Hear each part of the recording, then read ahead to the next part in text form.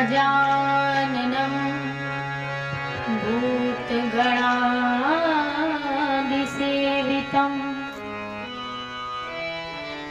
कपित्थजम्बो फलचारुभक्षणं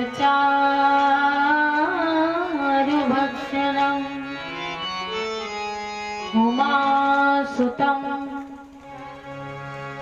शोकविनाशकारिक्रं नमामि विघ्नेश्वरपादपङ्कजम्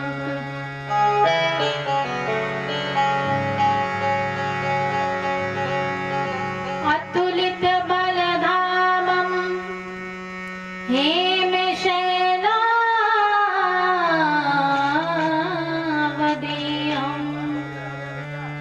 दनुजवनकृशानं ज्ञानिनामाग्रगण्यं सकलगुणनिधानं वानराणामधीशं रघुपतिप्रियभक्तं वातजातं नमामि। मेरी भवबाधा हरो राधा नागर सोय, जातन की झाई परे श्याम हरित दुती हो। सच्चिदानंद रूपाय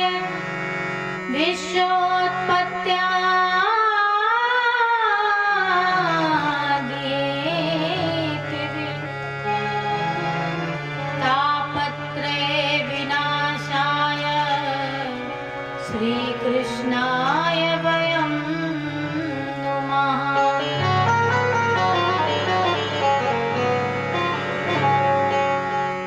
मेरी भवबाधा हरो राधा नागर सोय, जातन की झाई परे श्याम हरित दुती हो। आवो प्यारे मोहना मैं आँख मूंद लूं तोय, ना मैं देखूं और को ना तुहे देखना दे।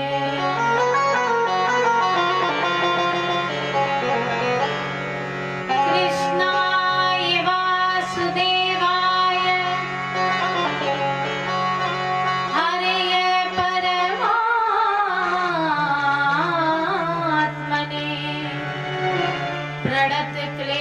प्रणतक्लेशनाशाय गोविन्दाय नमो नमः। सब द्वारन को छाड़ के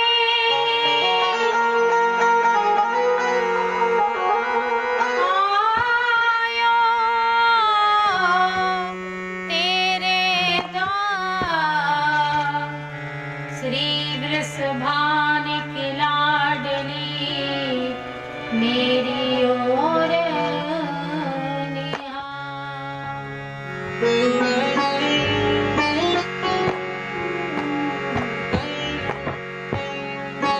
अहोवतीयं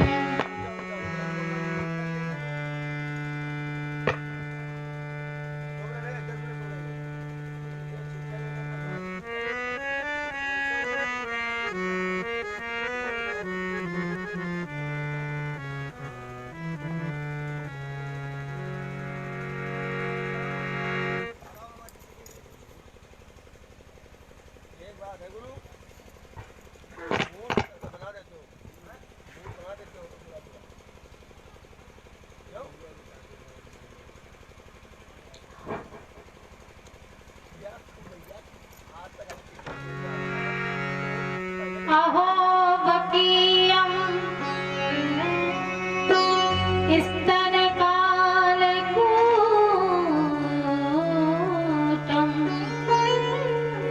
जिघांसया पायद्रव्य साध्वी लेभे गतिं धात्रिव अच्युतो ततोऽन्या कम्बा दयालुं शरणं व्रजेऽहम् सरस्वती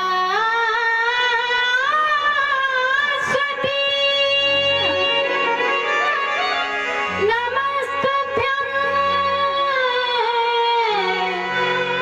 वरदे कामरूपिणं कथारम्भं करिष्यामि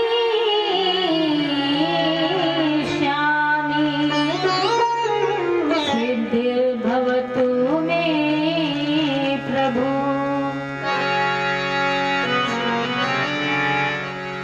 श्री राम को नाम लियो जब ते तब ते मन मेरे में ऐसी बसी हूँ और को नाम तो छाड़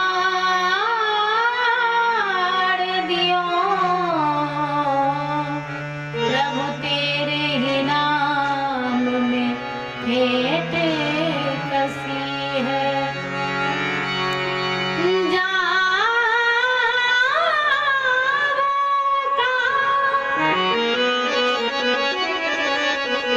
पद पंकज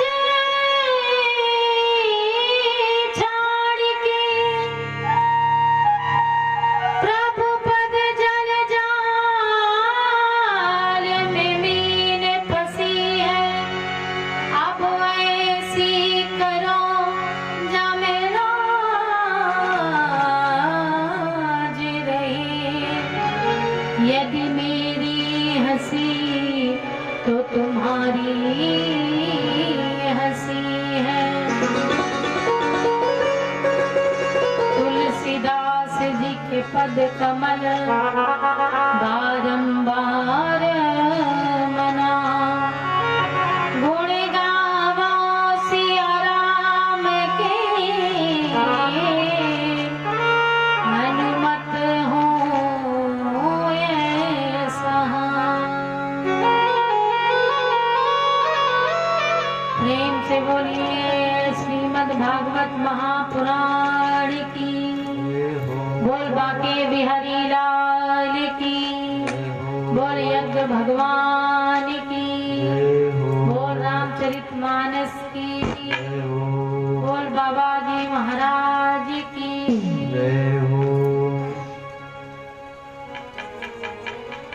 हम सभी भक्तों ने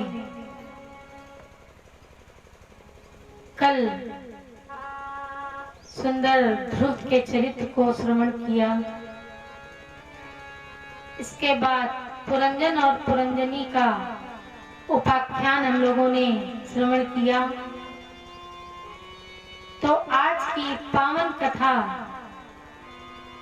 प्रहलाद चरित्र से प्रारंभ हुई।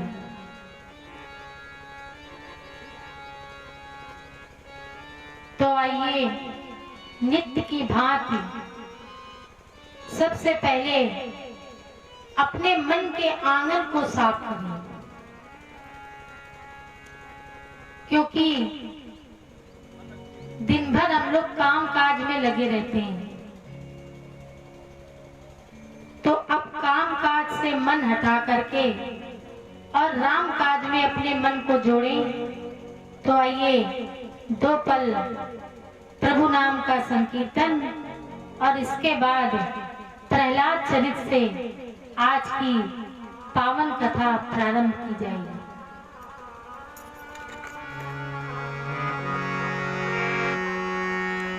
तुम बिन मोरी कौन खबर ले, तुम बिन मोरी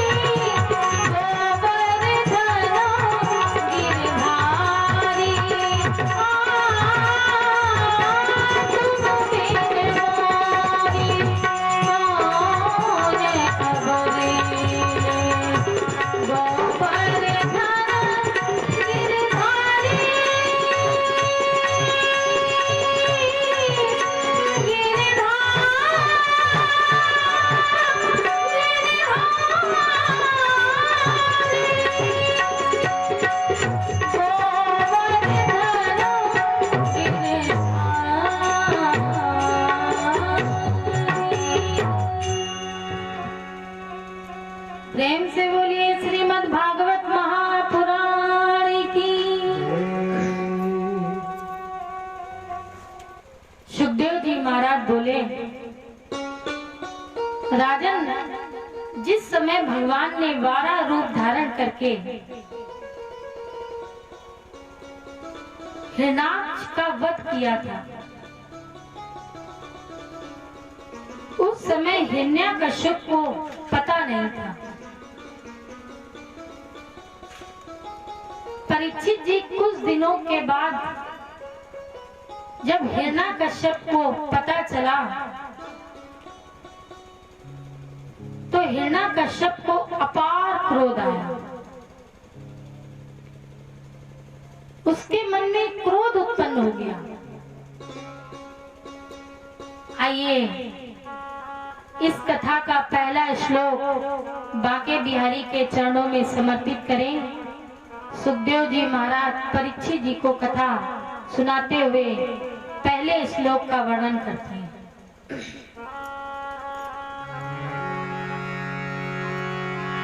भ्रात एवं विनिर्हते हरिणा क्रोध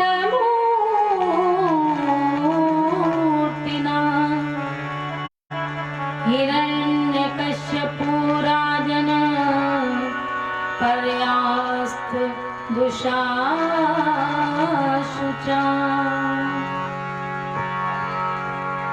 भ्रात एवं विनिर्हते, मेरे भाई का वध भगवान ने शूकर रूप धारण करके किया। यह विचार आते ही हिरण्याकश्यप को क्रोध आ गया और उसने अपने त्रिशूल को उठाया, आकाश की ओर दृष्टि की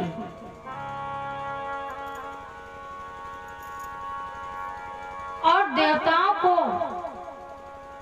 बोला कि मैं देवताओं का सिर काट दूंगा। इस त्रिशूल से मैं देवताओं का सिर काट दूंगा। मैं अपने भाई के वध का बदला लूंगा, तब मुझे परम शांति मिलेगी। हिरण्याकश्यप ने अपनी मां दिति को धैर्य बनाया। परीक्षित जी, हिरण्याकश्यप ने अपनी मां को धैर्य बनाया। हिरण्याकश्यप के 4 पुत्र थे। पहले पुत्र का नाम था संघात, दूसरे पुत्र का नाम था हिलाद, तीसरे पुत्र का नाम था अनुहलाद और चौथे पुत्र का नाम था प्रहलाद। प्रहलाद जी जब हिरण्याकश्यप की पत्नी कयादु के गर्भ में आ गए तो देवराज इंद्र ने इनका हरण कर लिया। कयादु का हरण देवराज इंद्र ने कर लिया। हरण करके देवराज इंद्र लेकर के जा रहा था तो बीच में ही संत नारद मिल गए और नारद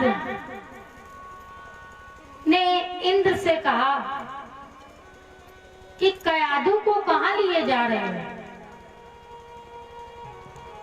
तब इंद्र बोला, इसके गर्भ में दैत्य वंश का रक्त पल रहा है, दैत्य वंश का बालक पल रहा है जो दैत्यों का नाश करेगा, देवताओं का विनाश करेगा, अत्याचार करेगा, दुराचार करेगा। इसलिए बालक ये जब जन्म लेगा तो बालक का मैं वध कर दूंगा और कयादु को छोड़ दूंगा। कयादु को मैं मुक्त कर दूंगा। नारद जी बोले, इसके गर्भ में परमात्मा का भक्त पल रहा है। किसके गर्भ में? कयादु के गर्भ में परमात्मा का भक्त पल रहा है, इसको छोड़ दो। ऐसा नारद जी ने इंद्र से कहा। तब देव ऋषि नारद ने इंद्र से कयादु को मुक्त कराया। कयादु के गर्भ में ये बालक भक्त प्रहलाद पल रहा था। प्रेम से बोलिए राधे राधे। देव ऋषि नारद ने उपदेश दिया, इसलिए गर्भ में ही भागवत धर्म के संस्कार प्रहलाद में आ गए। प्रहलाद की 5 वर्ष की अवस्था हुई। इधर हिरण्यकश्यप ने विचार किया कि हमें भगवान से, हरि से बदला लेना है, अपने भाई के वध का बदला लेना है। तो ये मंदिर की ओर चला और मदिराचल पर्वत पर गया। वो इतना जानता था कि बिना तप के मैं भगवान का वध नहीं कर सकता, यह संभव नहीं है। बिना तपस्या के मैं हरि से जीत नहीं पाऊंगा। हरि से बदला नहीं ले पाऊंगा। ब्रह्मा जी की तपस्या करने के लिए हिरण्यकश्यप चल पड़ा। शुक्राचार्य परीक्षित जी को कथा सुनाते हुए बोले, सा तेपे मंदर द्रोणा तपा परमम दारुणम, परमम दारुणम। इसने कठिन तपस्या की, और तपस्या की तो ऊर्ध्वबाहो, ऊर्ध्वबाहो अपनी भुजाओं को उठाया, नभो दृष्टि भुजाएं ऊपर की ओर की, आकाश की ओर इसकी दृष्टि की। पादुंगा गुस्टा आश्रिता बनी, पैर के अंगूठे पर शरीर का पूरा बोझ लेकर के ये खड़ा हो गया तपस्या करने के लिए। मैं आपको एक बात बताऊं, तपस्या जितनी दैत्यों ने की है इतनी देवताओं ने नहीं की है। लेकिन दैत्यों ने तपस्या का सदुपयोग नहीं किया, दुरुपयोग किया। प्रेम से बोलिए राधे राधे। वस्तु कोई भी बुरी नहीं होती है, लेकिन हमारे प्रयोग की विधि क्या हो ये हमें भी विचार करना चाहिए। भाई हम तपस्या करें तो उसको नेक काम में लगाएं, किसी की भलाई के लिए तप करें। लेकिन हिरण्यकश्यपु तप क्यों कर रहा है? हरि से बदला लेने के लिए तप कर रहा है। मान लीजिए कि विष अगर सामान्य व्यक्ति को पिला दिया जाए तो क्या होगा? भाई विष आपको पिला दिया जाए तो क्या होगा? मृत्यु हो जाएगी। और यही विष अगर दुष्ट को दे दिया जाए, दुश्मन को खिला दिया जाए तो क्या होगा? तो भी मर जाएगा। लेकिन अगर वही विष वैद्य को दे दिया जाए तो वो वैद्य उसकी दवा बनाएगा। उपयोगिता किस वस्तु की किस जगह है ये तो वही निश्चित करता है। अब हिरण्यकश्यप तपस्या करने लगा और इधर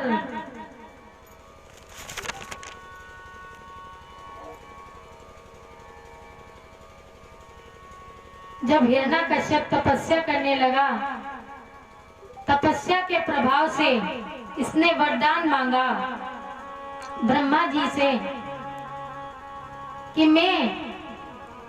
मेरे प्राण, मेरी मृत्यु ना हो, मेरी प्राण वायु ना निकले। ब्रह्मा जी ने कमंडल से जल निकाला और हिरण्यकश्यपु के ऊपर छिड़का।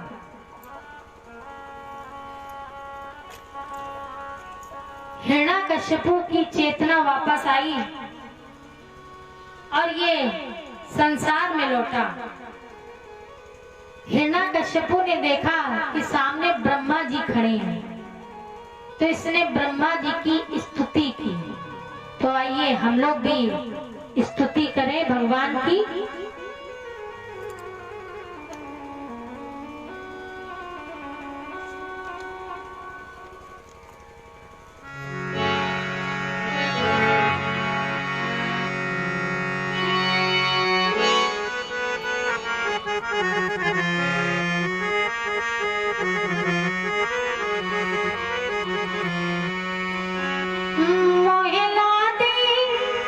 भज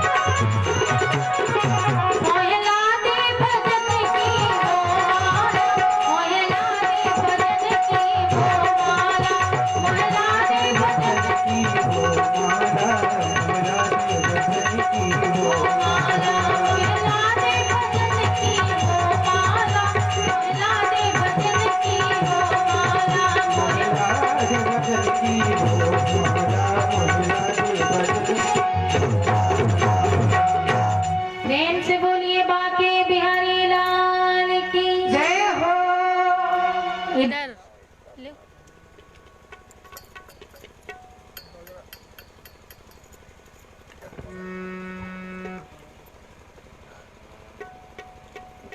इधर हिरण्यकश्यपु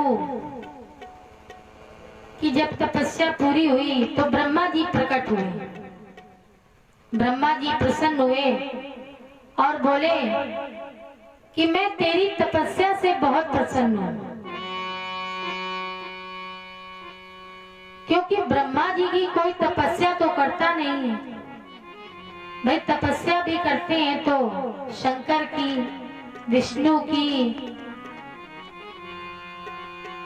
कृष्ण की, राधा की, सीताराम जी की, लेकिन आपने कभी सुना है किसी ने ब्रह्मा की तपस्या की? ब्रह्मा की तपस्या क्यों नहीं की जाती? क्योंकि सृष्टि वर्णन में आपने सुना होगा कि जिस समय सृष्टि की उत्पत्ति ब्रह्मा जी कर रहे थे तो सरस्वती को उत्पन्न किया, तो सरस्वती के साथ ही विवाह कर लिया। इस कारण से ब्रह्मा की कोई तपस्या नहीं करता है। अब भूले भटके कोई दैत्य अगर तपस्या करता है तो ब्रह्मा जी तो खूब प्रसन्न होते हैं। ब्रह्मा जी बहुत प्रसन्न हुए और दैत्य से कहा कि मांग लो, तुम्हें क्या चाहिए?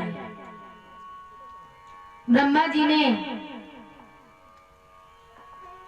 हिरण्यकश्यपु से वरदान मांगने को कहा। हिरण्यकश्यपु हाथ जोड़ करके और पहला वरदान मांग रहा है।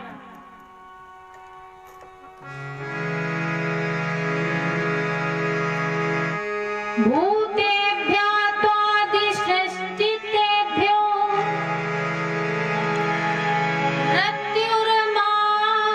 मृत्युर्मारभूमिने।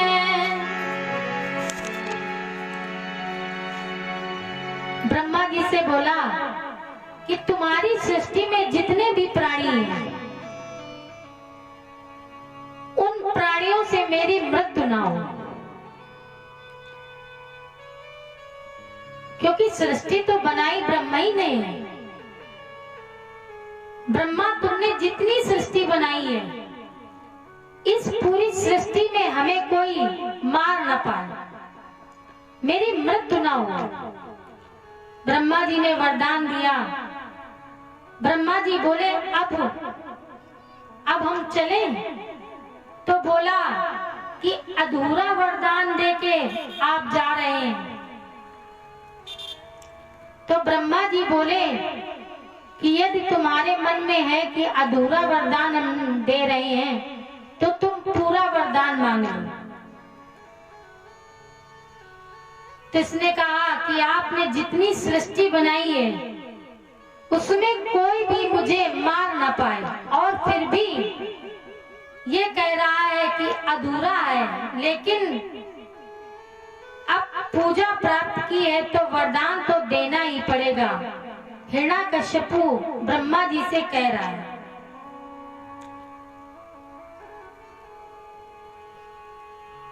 भाई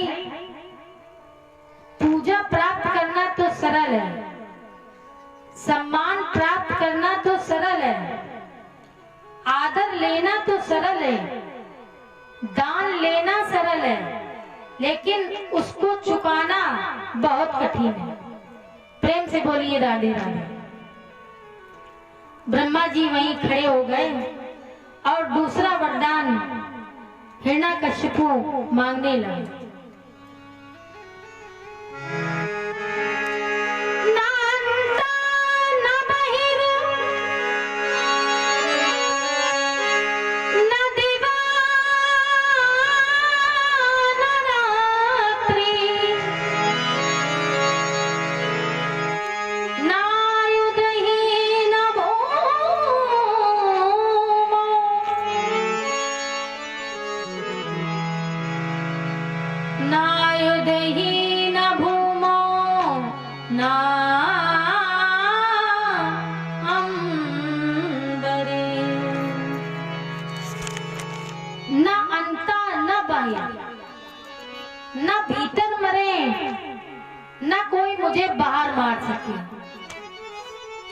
ना दिवा न रात्रि, न दिन में मरे और न रात्रि में मरे, न आयुध ही, न किसी हथियार से मरे और न भूमो, न किसी भूमि पर मरे, न अंबरे और न आकाश में मरे, न नरई न मृगई, न किसी मनुष्य से मरे और न किसी पशु से मरे। यह वरदान हिरण्यकश्यपु ब्रह्मा जी से मांग रहा है कि ब्रह्मा जी हम मरे नहीं, मेरी मृत्यु न हो, आज ऐसा वरदान आप मुझे दीजिए। ब्रह्मा ने जब ऐसे वचन सुने तो ब्रह्मा जी को वरदान देना पड़ा। ब्रह्मा जी वापस आ गए और ये जब लौट के आया, कौन? हिरण्यकश्यपु, तो इसने अत्याचार करना प्रारंभ कर दिया, धर्म का विरोध करने लगा और कहता है यज्ञ हवन इत्यादि सब में विघ्न डालने लगा। जहां जहां ब्राह्मण वेद मंत्र शास्त्र गीता का पाठ करते थे, वर्ण स्थल वेदशालाएं और धर्मशालाएं थी, सब स्थानों को ये नष्ट करने लगा। और इसने कहा कि मेरे राज्य से धर्म का नामो निशान मिटा दो। और अपने पुत्र प्रहलाद को, शुक्राचार्य जी के दो बेटे थे, सन और अमर, मिला करके कहते हैं संडा उमर।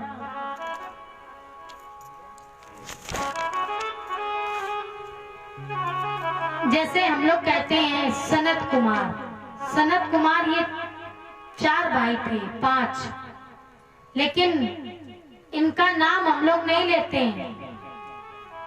सनक, सनंदन, सनातन नाम नहीं लेते हैं, हम लोग कहते हैं सनत कुमार। तो चारों का इकट्ठे नाम आ जाता है। इधर हिरण्यकश्यपु ने प्रहलाद को पढ़ने के लिए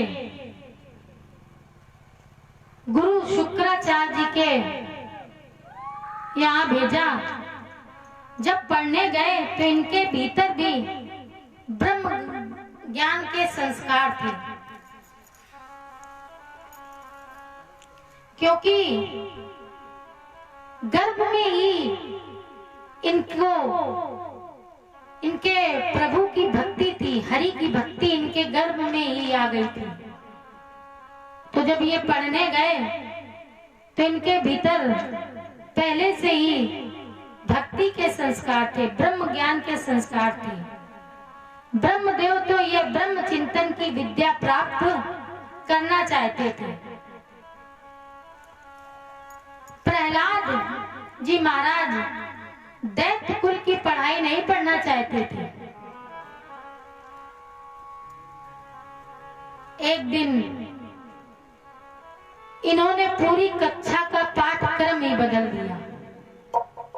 सबको रामानंदी तिलक लगाया और तिलक लगा करके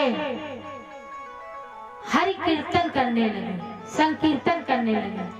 तो आइए हम लोग भी भगवान का कीर्तन करें, उनकी याद करें, उन्हें पुकारें, तो उनकी दया, उनकी कृपा हम सभी को प्राप्त होगी। हरि हरि तुम जपा करो, राम नाम रस पिया करो। हरि हरि तुम जपा करो, राम नाम रस पिया करो। राधे राधे राधे राधे जपा करो, कृष्ण नाम रस पिया करो। राधे राधे राधे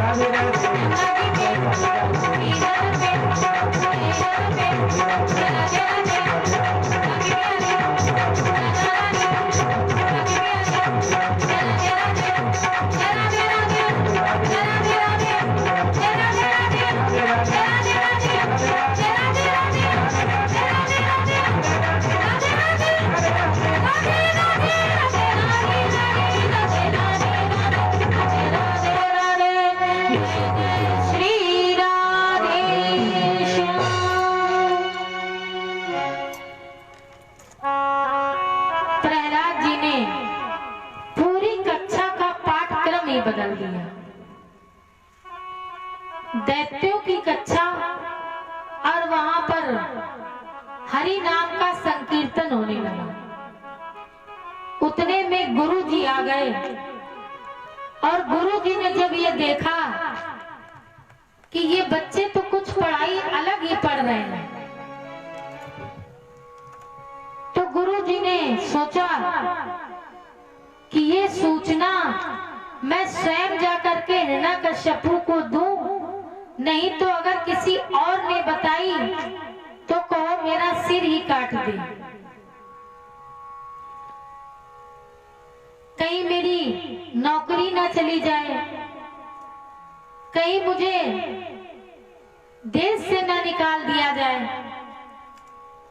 तो ऐसा विचार करके स्वयं शिकायत करने के लिए चल पड़ा और हिरण्यकश्यपु के पास पहुंचा और बोला, राजन तुम्हारा पुत्र तो तुम्हारे शत्रु का नाम लेता है, उन्हीं का जप करता है, उन्हीं का स्मरण करता है, उन्हीं का ध्यान करता है, उन्हीं का कीर्तन करता है, उन्हीं का भजन करता है। जब ऐसे वचन हिरण्यकश्यपु ने सुने तो अपने पुत्र को बुलवाया, प्रहलाद जी को बुलवाया और अपनी गोद में बैठाया हिरण्यकश्यपु ने और बड़े ही प्यार से पूछा, लेकिन नहीं बताया। तब हिरण्यकश्यपु ने डांट करके पूछा कि मेरे पुत्र,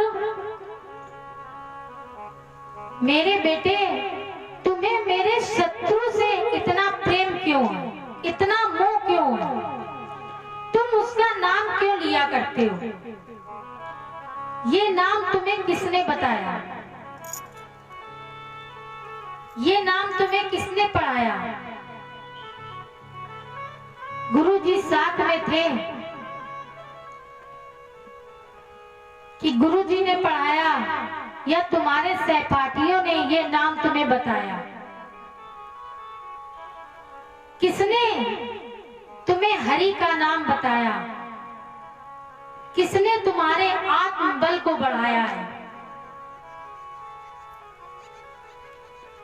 गुरु जी के साथ हिरण्यकश्यपु को उत्तर देते हुए वर्णन क्रम में परीक्षित जी को सुखदेव जी महाराज बताते हैं,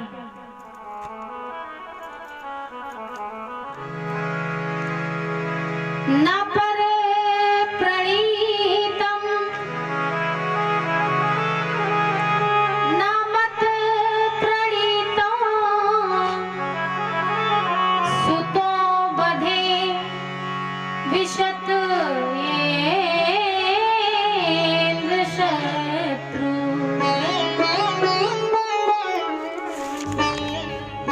राजन, न मत प्रणीतम, मैंने नहीं पढ़ा।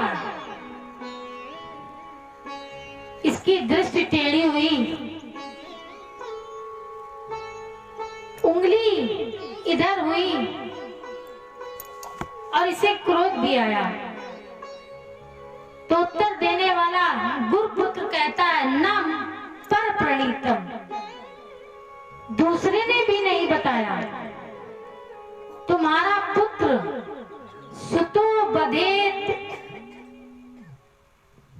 वंश, तुम्हारा ये पुत्र तुम्हारे शत्रु का नाम स्वयं बोलता है। न मैंने बताया, न गुरुजी ने बताया, न गुरुजी के पुत्र ने बताया, ये हरि का नाम स्वयं बोलता है। एक बात बताओ,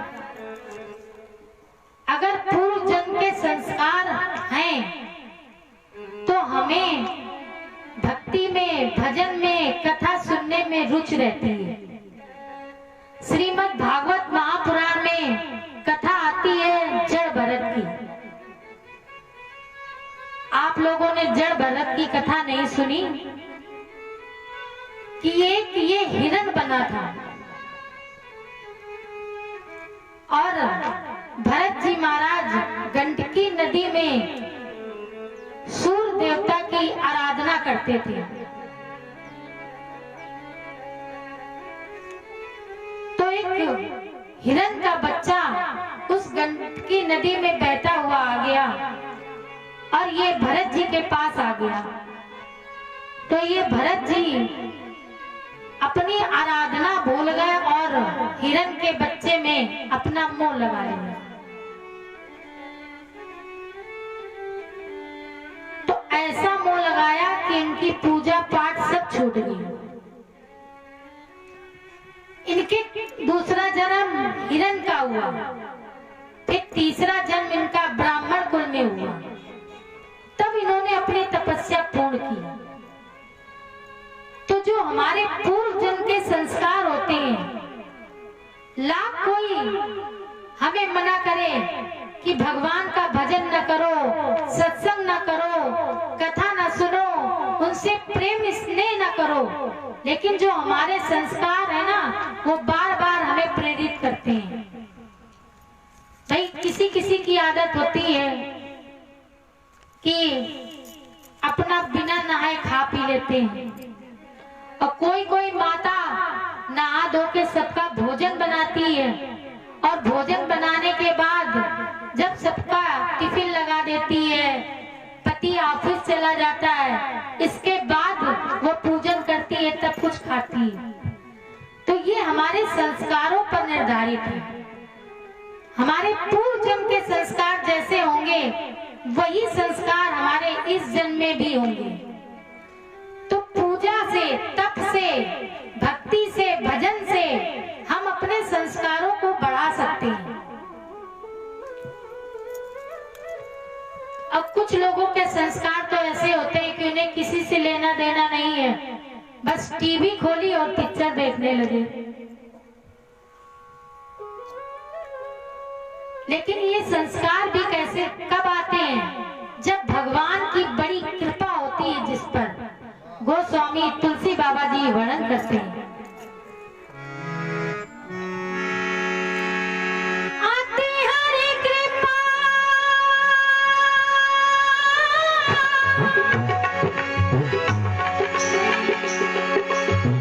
आती हरि कृपा जाए पर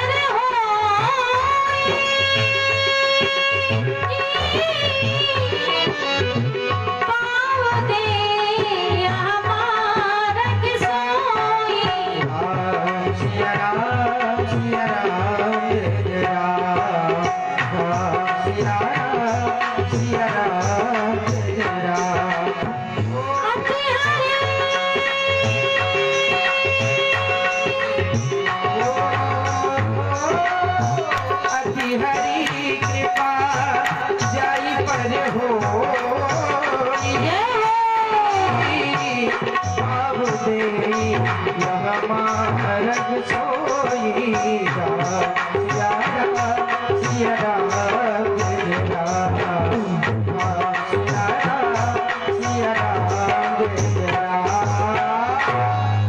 जिस पर प्रभु की अति कृपा होती है,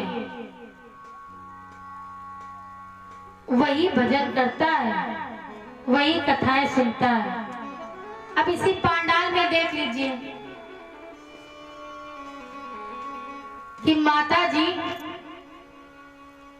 सबसे पहले आती हैं, और सब लोग सोचते हैं कि कथा तो 5 बजे तक चलेगी, 6 बजे तक चलेंगे अपना सब काम निपटा के।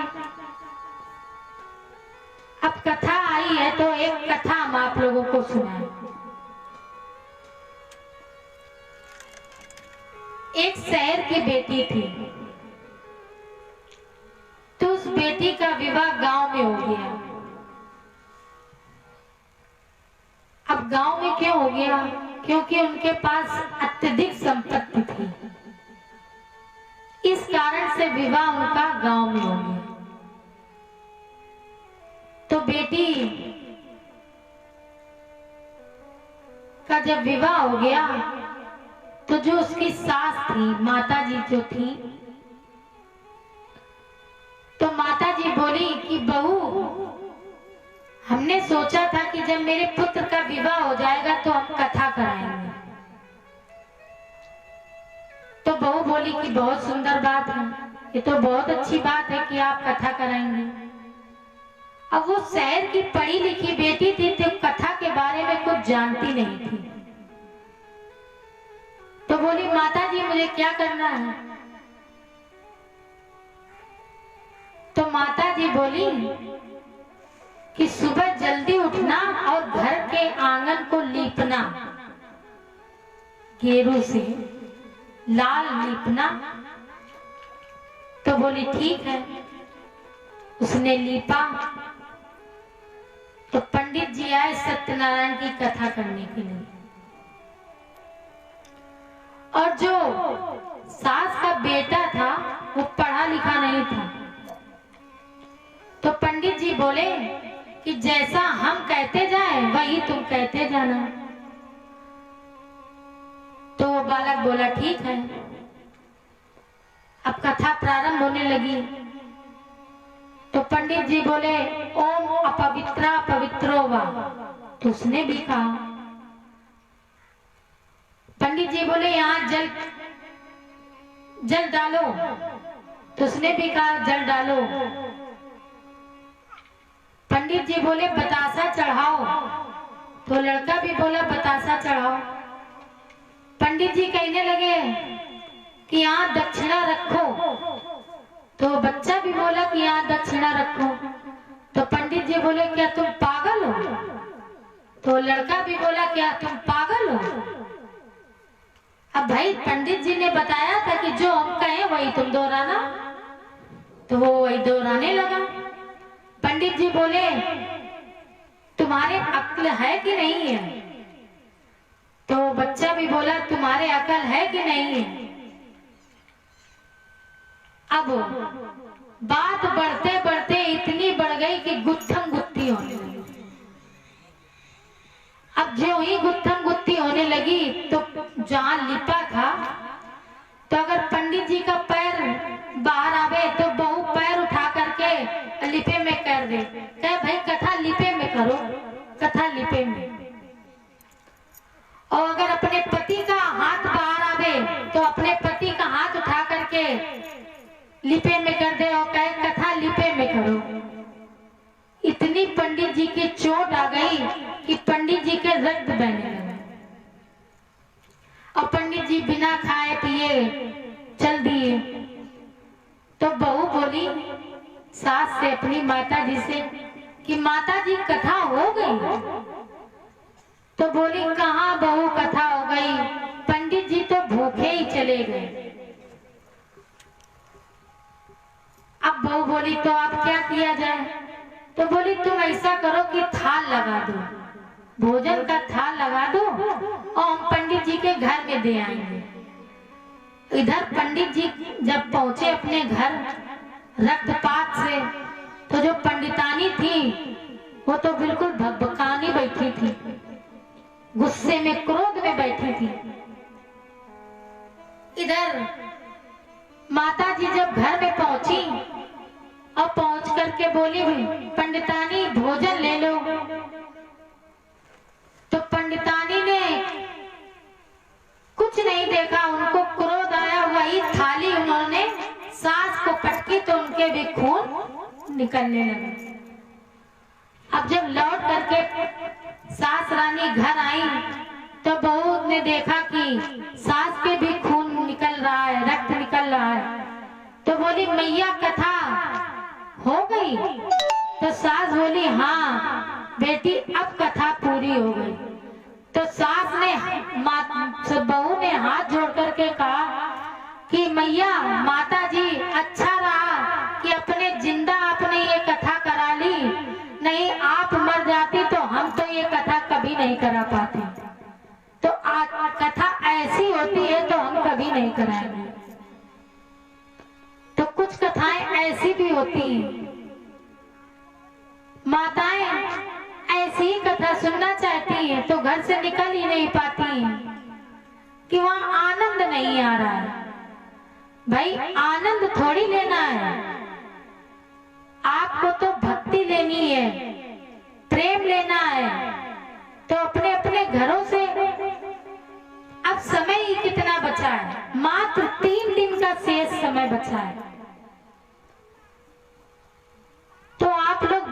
से ज्यादा संख्या में पधारा करें तो मेरा भी मन लगा करे और आपका भी मन लगा करे। प्रेम से बोलिए राधे राधे।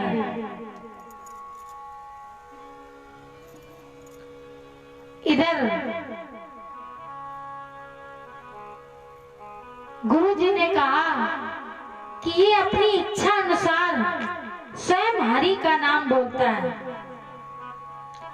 इसको किसी ने दीक्षा नहीं दी, मंत्र नहीं दिया इसको, इसके किसी ने भी कान नहीं फूके।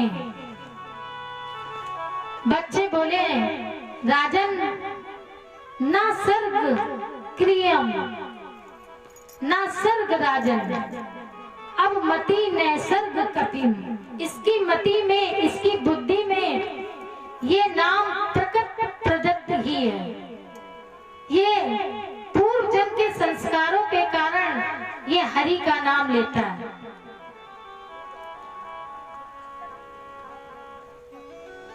हिरण्यकश्यप को क्रोध आया और प्रहलाद को समझाया कि बेटा तुम ये नाम न जपा करो।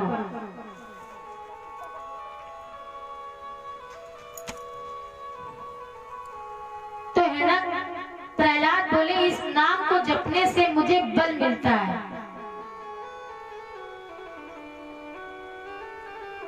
हिरण्यकश्यपु बोले तुम इस नाम का जप मत किया करो, तुम्हें पता नहीं है कि तुम्हारे चाचा का वध करने वाला कोई और नहीं है, यही हरि है जिसके नाम का तुम सुमिरन करते हो, और ये अपना विरोधी है। अगर तुम्हें प्रेम ही है तो इस नाम से बेटा तो बुढ़ापे में ये नाम तुम जपा करना। अभी तुम विद्या अध्ययन करो। अपने पुत्र प्रहलाद को समझाया। प्रहलाद जी पिताजी को समझाने लगे। पिताजी को समझाने लगे और कहते क्या हैं कि गुरुजनों ने और मेरे भीतर बैठे हुए विवेक ने मुझे ये प्रेरणा दी कि कौमारिक अवस्था में, बाल्यावस्था से ही हमें भगवान का भजन, पूजन, कीर्तन, अर्चन, वंदन करना चाहिए।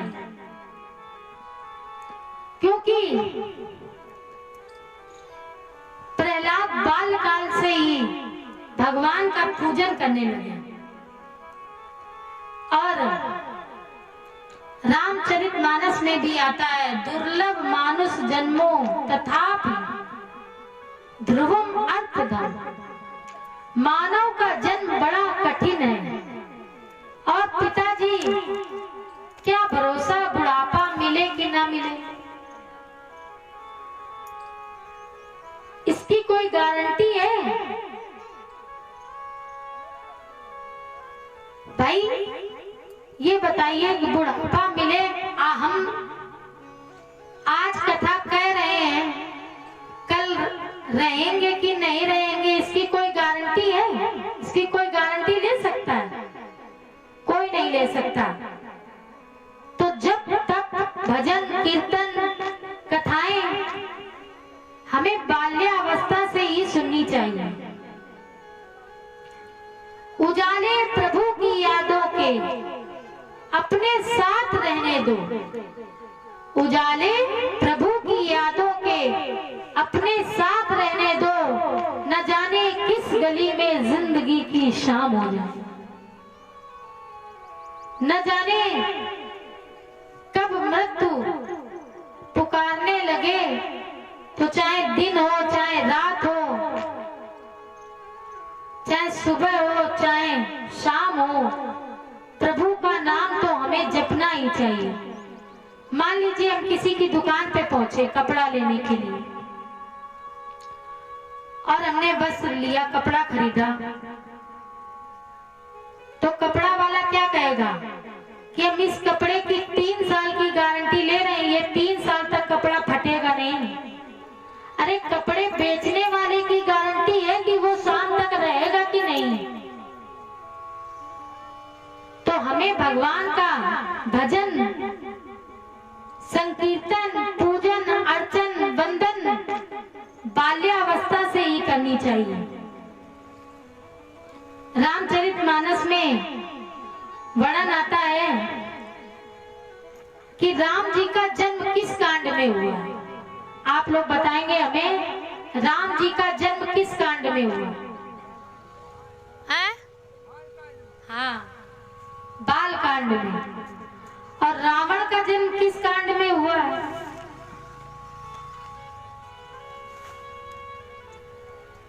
हैं?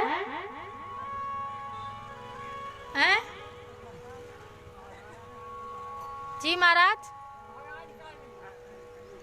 रावण का जन्म भी बाल कांड में हुआ है। रावण का जन्म पहले हुआ है और राम जी का जन्म बाद में हुआ है। तो इससे हमें अनुभव करना चाहिए। जब बाल कांड में ही हमारे हरि आ जाएंगे, नारायण आ जाएंगे, प्रभु आ जाएंगे, तब हमारा उत्तर कांड संभलेगा। लोग कहते हैं हम बुढ़ापे में भजन करेंगे। अरे बुढ़ापा आएगा ये क्या निश्चित है? और माया इतनी प्रबल है कि वह भजन नहीं करने देती है। इधर प्रहलाद जी को बहुत प्रकार से समझाया, लेकिन प्रहलाद जी ने पिता के उपदेश को नहीं माना। अब पिता का क्रोध बढ़ गया। हिरण्यकश्यपु बोला, जिस समय मैं क्रोध करता उस समय मैं नदी और सागर के जल को खौलता हुआ भी डाल दूंगा। जिस समय मेरी भ्रकुटी टेढ़ी होती है तो देवता भी कांपने लगते हैं, और तुम मेरे उपदेश को स्वीकार नहीं कर रहे हो। हिरण्यकश्यपु ने सेवकों को बुलाया और कहा कि इस पुत्र को कल तक समाप्त कर दो। ये हमें दिखाई न पड़े। कठोर निर्णय लिया। सेवकों ने बालक को उठाया और पर्वत की ऊंची चोटी पर ले गए। जब ऊंची चोटी पर ले गए तो भगवान की कुछ ऐसी कृपा हुई कि भगवान नीचे खड़े हैं, बाहें पसारे, और अपने भक्त को गोद में लेने के लिए भगवान नीचे खड़े हैं। ऊंची चोटी पर प्रहलाद जी खड़े हैं और नीचे देखा तलहटी में कि बहुत गहरी तलहटी है, और प्रहलाद की अवस्था 5 वर्ष की थी। वहीं से इन सेवकों ने प्रहलाद को फेंका तो भगवान ने प्रहलाद को अपनी गोद में समेट लिया।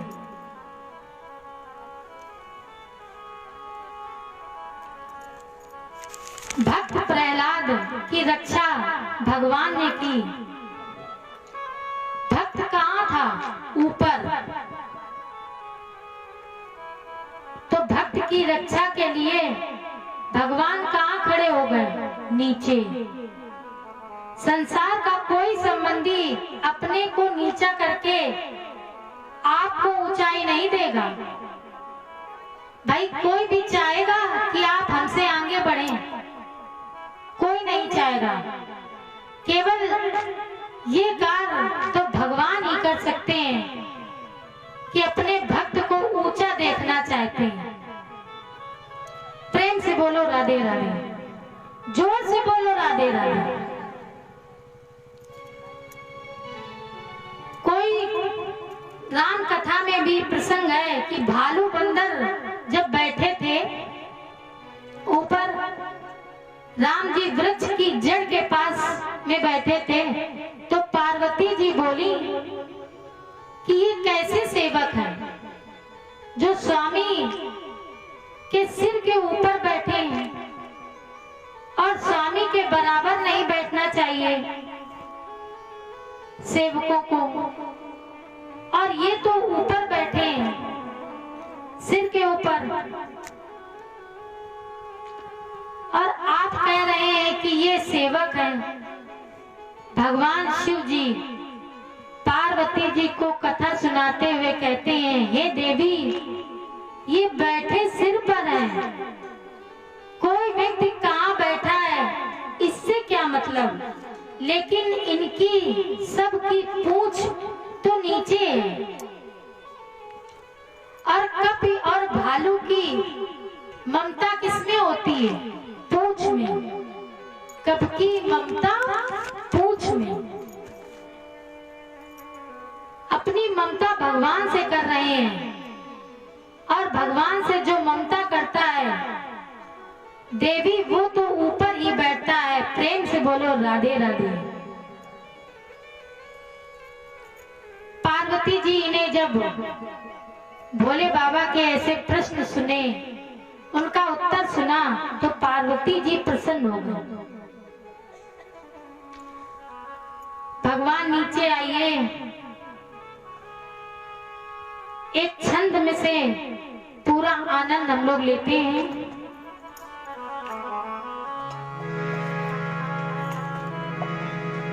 गिर से गिराया प्रहलाद को प्रमादी ने, तो नीचे बिछा दी है सेज निज बाहों की। गिर से गिराया प्रहलाद को प्रमादी ने।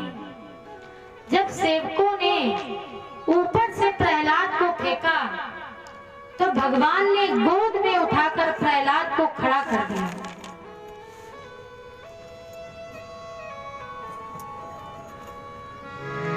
हाथी ने दबाया जब प्यारे भक्त को, पकड़ी है बाह निज बाहों की भक्तों की।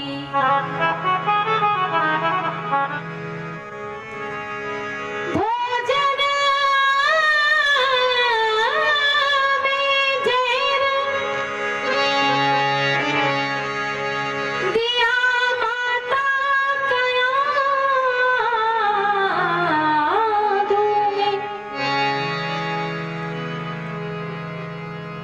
जब ऊपर से सेवकों ने फेंका तो भगवान ने अपनी सुंदर भुजाओं में प्रहलाद को खड़ा कर दिया। कट्टर हाथियों के बीच प्रहलाद को दबाया गया, लेकिन प्रहलाद का कोई बाल बांका नहीं कर पाया। और उस हाथी ने अपनी सूंड में प्रहलाद जी को उठाया और अपने पीठ पर बिठा लिया। एक दिन हिरण्यकश्यपु ने कयाधु से कहा कि तुम इस बालक को जहर खिला दो, क्योंकि इसकी रक्षा इसका हरि करता है। इसको जहर मिला करके तुम अपने पुत्र को खिलाओ। एक बात कहूं, मां अपने पुत्र को जहर नहीं दे सकती, कि दे सकती?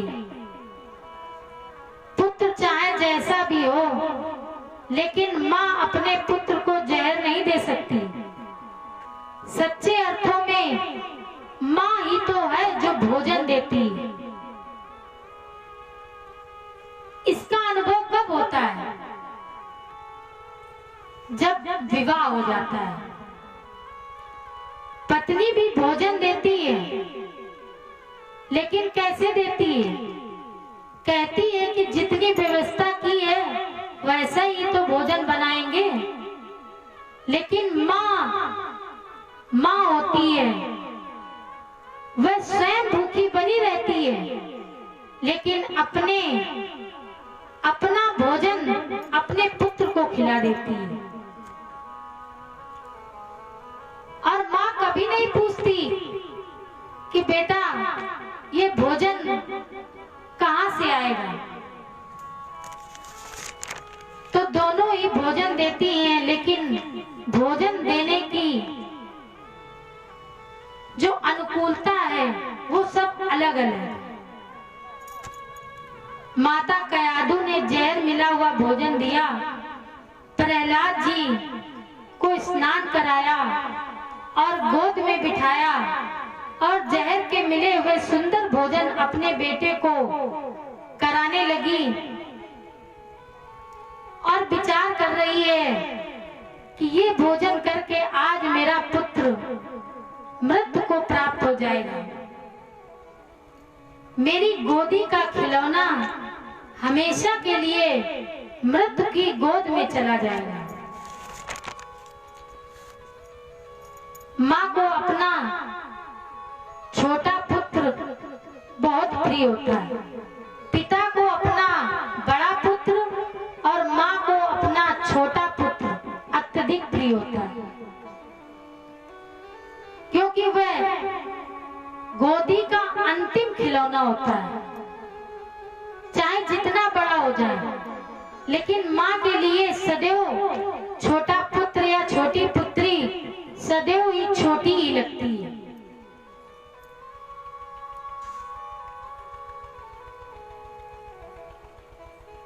प्रहलाद जी बोले कि मैया आज आपके हाथों से मैं भोजन कर रहा हूँ, तो इस भोजन में मुझे बहुत स्वाद मिल रहा है, ऐसा स्वाद तो मुझे कभी नहीं मिला।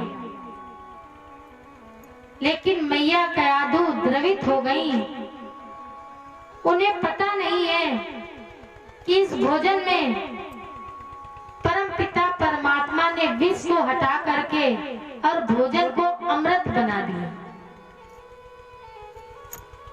भगवान की केवल दृष्टि पड़ जाए तो गोस्वामी तुलसी बाबा जी वर्णन करते हैं। गरल सुधारी पुकारिए मिताई, गरल सुधारी पुकारिए मिताई, गोपद सितु वनल सितुदाई, गोपद सितु वनल सितुदाई,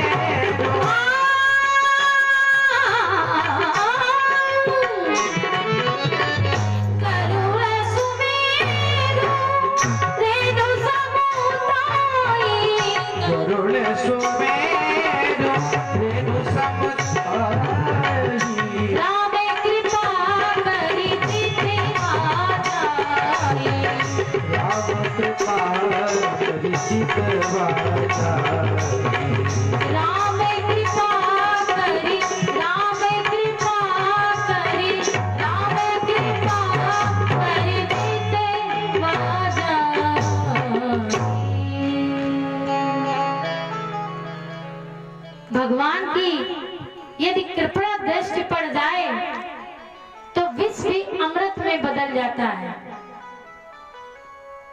अब मैया सोचती है कि बेटा ये भोजन कम करे तो ठीक रहेगा। मैया अपने पुत्र को गोद में उठा लेती हैं, प्यार करती हैं, लाल करती हैं, दुलार करती हैं। और इधर परीक्षित जी को कथा सुनाते हुए सुखदेव जी बोले कि समरसुर ने तमाम प्रकार की माया का उपयोग किया, लेकिन कोई भी बाल बांका नहीं कर पाया। प्रहलाद की एक बुआ थी जिसका नाम था धुंधा।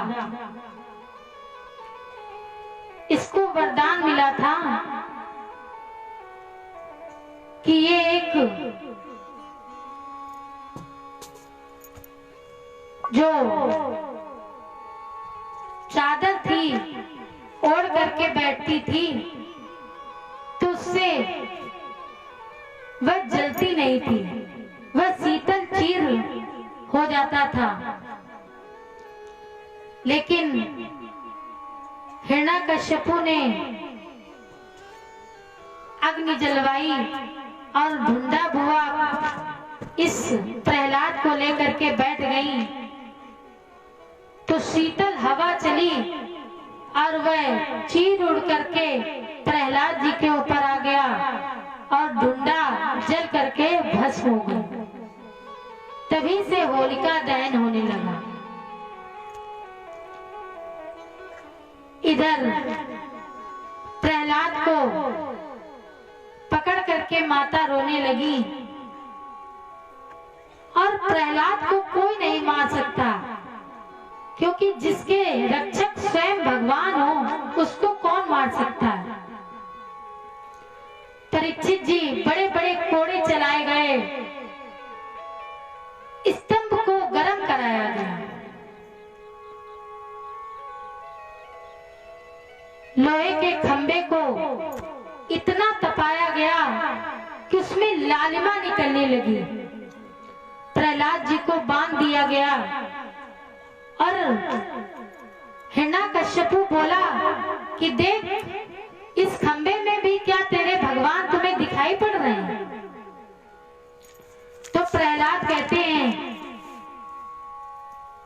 कि हाँ, इस खंबे में भी मुझे अपने भगवान दिखाई पड़ रहे हैं।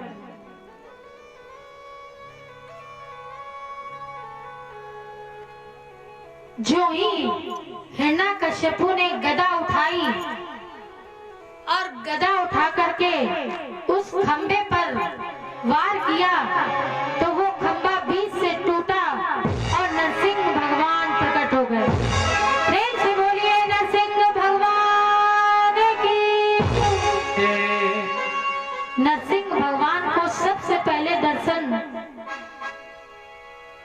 किसको हुए? प्रहलाद जी को।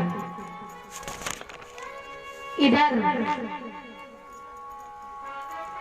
ये आधे नर और आधे पशु के थे। भक्त के संकट दूर करने के लिए भगवान को इस प्रकार का रूप धारण करना पड़ा।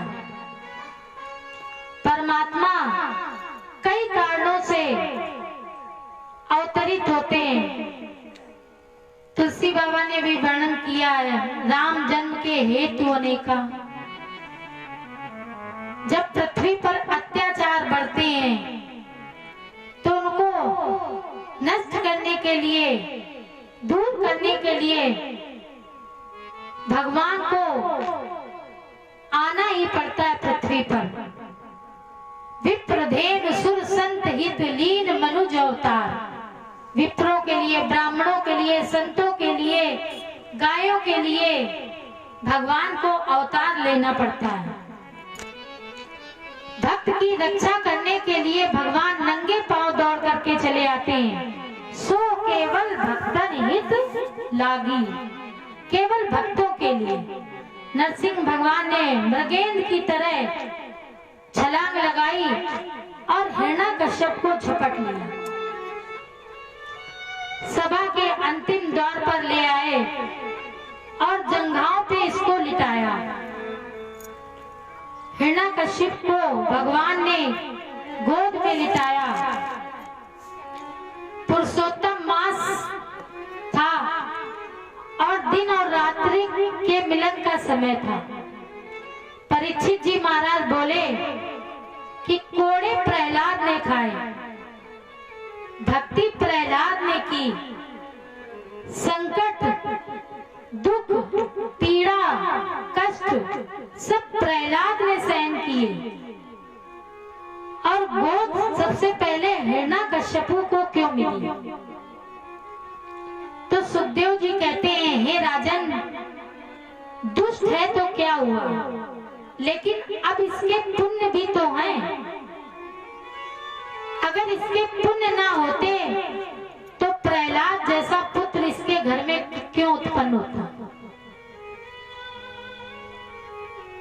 और यदि प्रहलाद की भक्ति न होती, अगर भगवान का भक्त प्रिय न होता, तो पिता का सम्मान परमात्मा की दृष्टि में पहले है।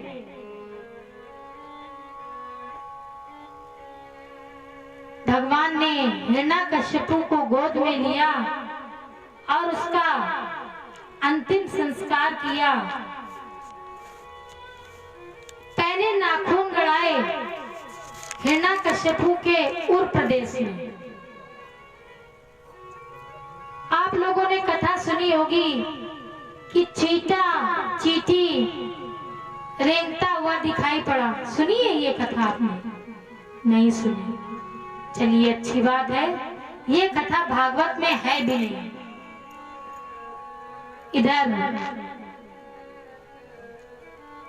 अब नरसिंह भगवान इतने क्रोध में बैठे हुए थे कि वहां पर सब देवता लोग आ गए और प्रहलाद जी को बुलाने लगे, लेकिन नरसिंह भगवान का कोई क्रोध नहीं शांत कर पाया।